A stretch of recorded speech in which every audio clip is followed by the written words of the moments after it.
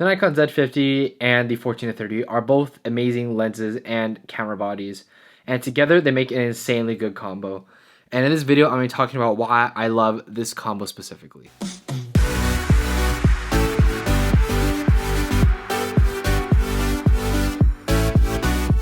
What's up guys, it's a Project Photography, back into the video, and today we're going to be talking about the Nikon 14-30 and the Z50 all in one package. And by far, this is my favorite camera lens combination of any system, any camera body, and all that fun stuff, even more than my Nikon Z6 and my 24-70.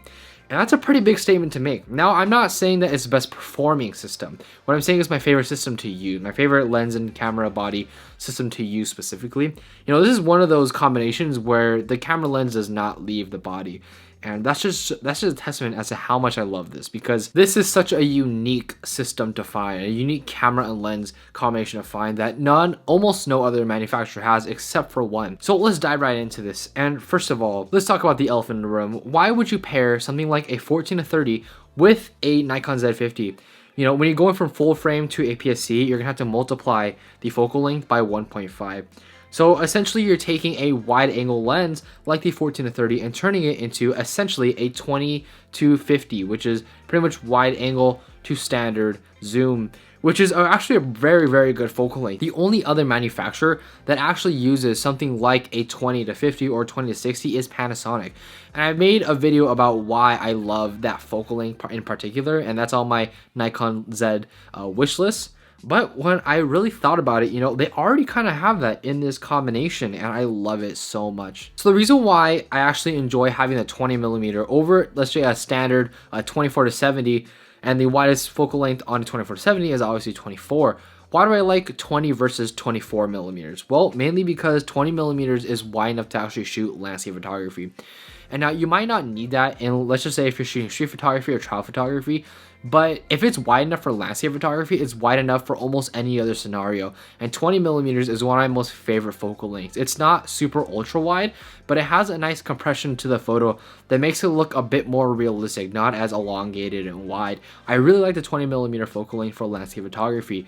And for travel and street and just a one camera system, it's absolutely phenomenal to have on that wide angle side. Now 50mm on the long end is not that actually far. 50mm is probably your normal focal length, your standard focal length, but honestly, I actually don't mind it. I would rather have something like a 20-70, but they don't have that, and that does not exist on any platform.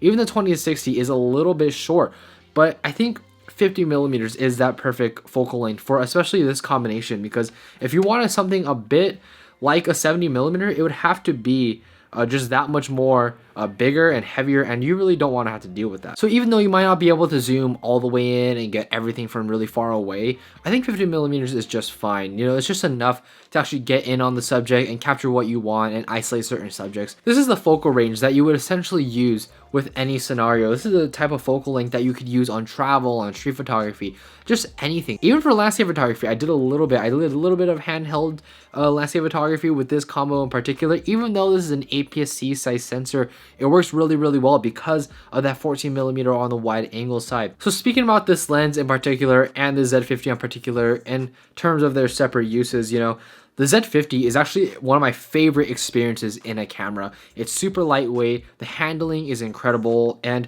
it's just really fun to shoot with. Like, it's not the perfect camera by any means because it doesn't have things like a joystick that I want, it doesn't have IBIS and all that good stuff. It's one of those things where you pick it up and you know it when you see it and you feel it. I actually enjoy this more than my Nikon Z6, which is actually a huge statement because I love this camera. Like, I've had it for almost 2 years now, and it's just really fun to use.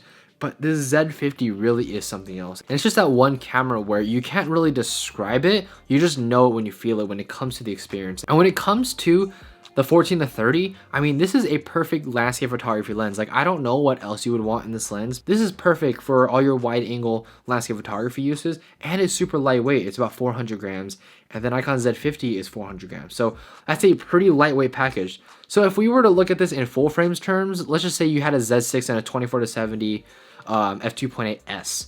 You know, that equivalent would be around, I want to say 1400 grams, where this is only 1800 grams. So it's roughly half the weight of that other system, and it produces insanely good photos as well. And I think the reason why I love this system so much, using the 14-30 and the Z50, is because it's so lightweight.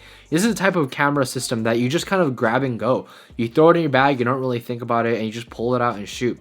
It's the kind of thing where you don't really want to put too much weight on yourself when you're traveling for long durations, and this is that system where it's all in one. You don't have to switch out lenses, you don't do any of that, and it's wide enough to get everything that you want. You know, it's wide enough for landscape photography, so it should be wide enough for everything else. It's just the experience of using it, having that lightweight package that can perform extremely well. You know, the autofocus is incredible. You know, the focal range is incredible. Just everything about it works really, really well. And overall, at the end of the day, it's just really fun to use. And the experience of it is just unreal. Like, when people talk about, oh, this camera should have this and that, like, you have to consider the experience of using the camera, because that's what makes you actually want to pick up the camera and go out and photograph. You know, that's what really makes a camera system make you inspired to actually go out and shoot. And this system definitely does that. So let's just talk about performance really quick, because there are a few caveats with the system that I do find a bit of a drawback. The first one is it's not a good low light performer, because the 14-30 is an f4, and on top of that, the Z50 does not have any IBIS, so you're gonna have to rely on that higher ISO and maybe a little bit of tripod or some sort of stabilizer in order to get a decent low light performance. You know, that's kind of a big drawback.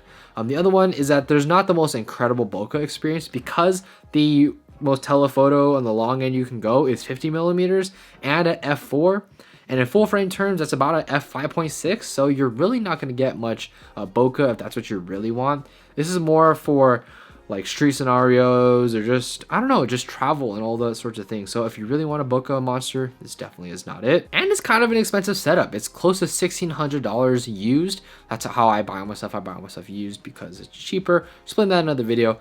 But overall, you know, it's not a cheap system to have. What you get out of the $1,600 is an amazing experience and incredible image quality. Like, I'll show you some photos I took with it, and it just blows me away how good it is when it comes to things like dynamic range and just overall image quality. Just everything about it is incredible. And in fact, it actually should be better image quality, because when you're using an APS-C size sensor, you know, it kind of crops in, so you're only really shooting with the center portion of the actual lens, so it should actually make it a little bit sharper. I think overall what the Nikon Z50 does, it just shows a testament to the Nikon Z system. The fact that you can have insanely good performers like the Z6 II, 24-70, all that sort of professional stuff, and then more travel lightweight kind of combinations like this. You know, I don't think Nikon intended for this to be a main combination, but for everyone out there that's looking at the Z system, you know, definitely consider this little package right here for all your travel and just street stuff, just anything really. Like, this is perfect for every scenario, and it's just so much fun to shoot with. Like,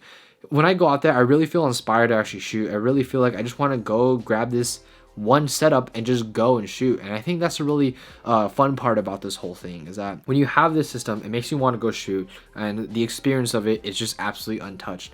You know, the performance might not always be there when it comes to low light, when it comes to all these other things like bokeh, but in reality, if you really enjoy using it, you really enjoy shooting with it, then it's just going to be a great overall experience. So let me know what you guys think of the Nikon Z50 and the 14-30. It's a little short video just talking about one of my favorite camera systems.